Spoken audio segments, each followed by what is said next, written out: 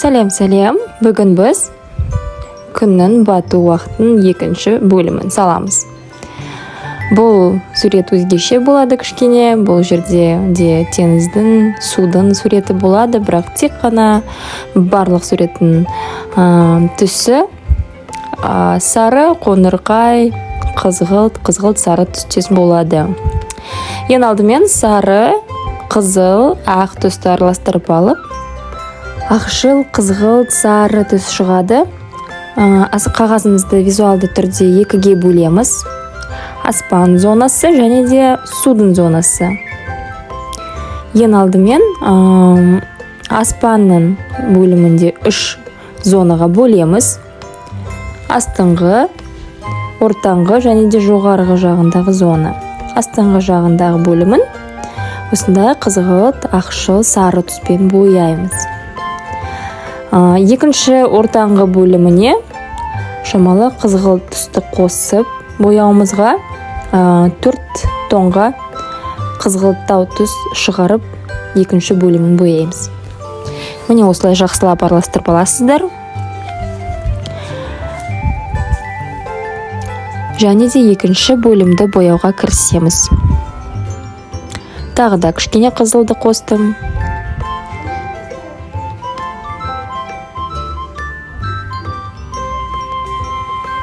Қызғылт түс жетіспей тұрған сияқты. Міне осылай бояп шығамыз.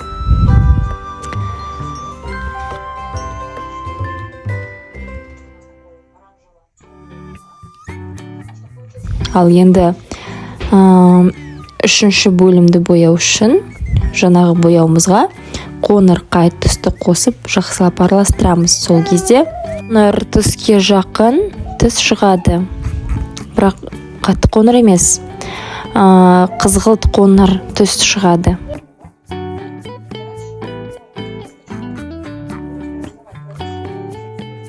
Ал ендігі біздің мақсатымыз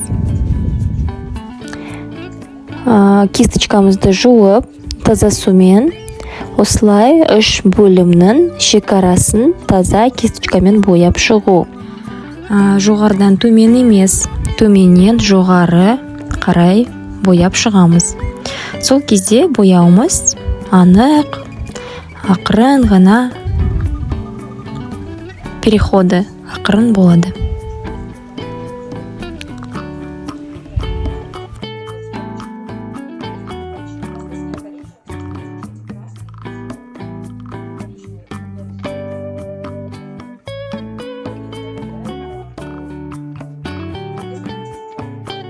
Ал енді суретіміздің екінші бөліміне көшеміз. Ол үшін бізде қызыл түсті аламыз. Және де жасыл түсті алып, жақсылап араластырамыз. Бізде қоңырқай түс шығу керек. Мен тек қана қоңыр түсті емес, және де қызыл түспен, тағы да сары түсті де қостым. Сол кезде қоңырымыз қатты қоңыр емес, сарғылт қоңыр болып шықты. Дәл теңіздің түсіндей. Көлеңке уақытында, яғни күннің бату кезіндегі мезеттегі судың көрінісі.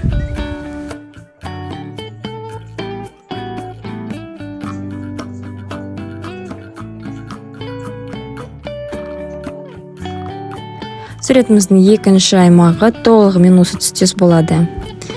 Бояп шыққаннан кейін ақырындап басқа түстермен бояймыз, үстінен басып.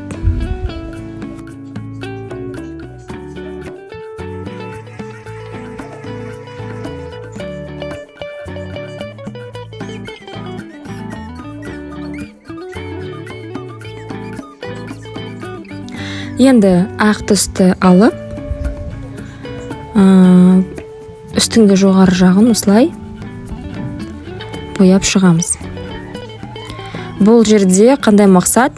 Судың аймағы мен аспанның қиылысқан аймағы өте балғын, жұмсақ өту үшін.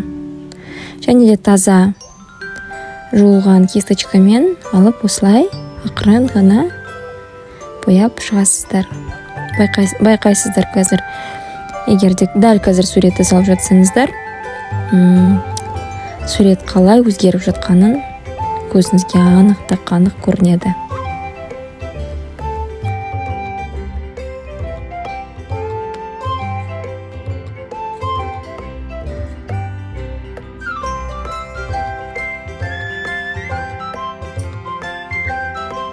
Ал ендігі кезекте бізде пальманың суреті. Кисточканы былай қойып, пальманы ортаңғы жағына емес, шеткі жағына қарай күн сиятындай қылып орналастырамыз. Пальманы ең кішкентай жіңішке ғана кисточканы алып, осындай таяқша саламыз. Ол қисық немесе түзу болу міндетті емес. Себебі пальма түрлі болып өседі.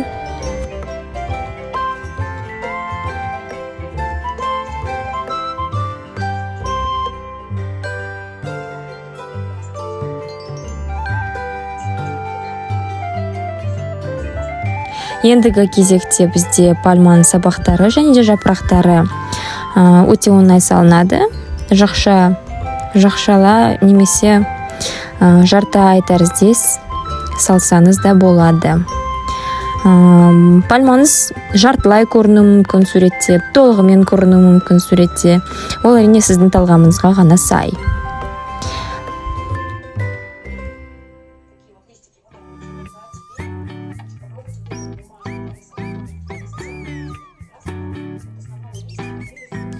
Енді жапырақтарын саламыз, осылай кішкене ғана бахрома ретінде осылай салып шығамыз.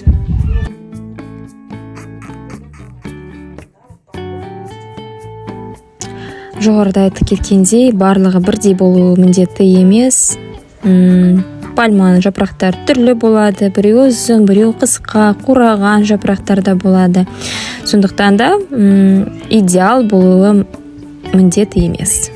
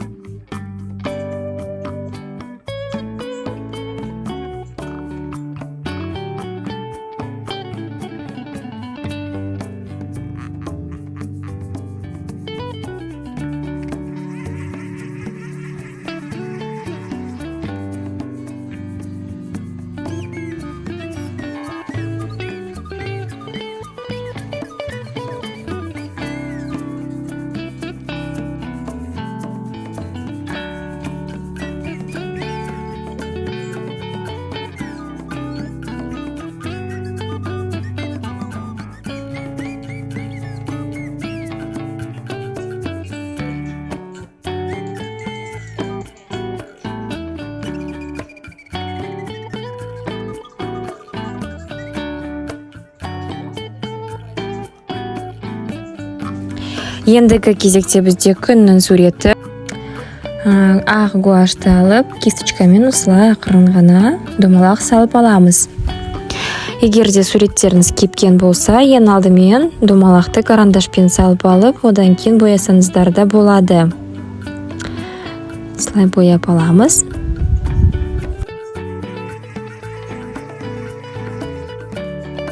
Ал енді күн батыс уақытындағы күннің судағы жарқылын саламыз.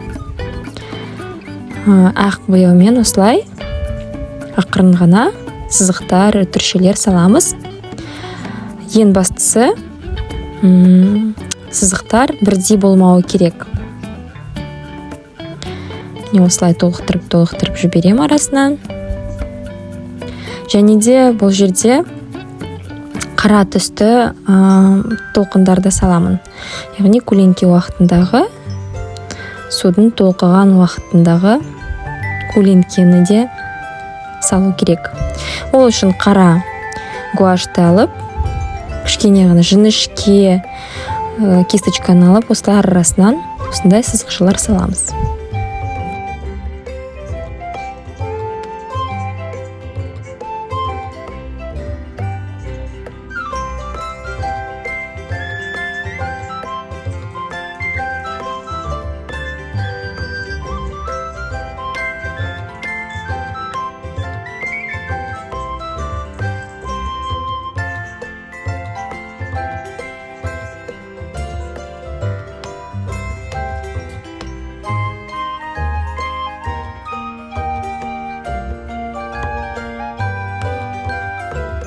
Міне осындай өте әдемі сурет шықты. Оңай салынады. Егер де саған бұл видео ұнаса, каналымызға тіркеліп лайк басуды ұмытпа.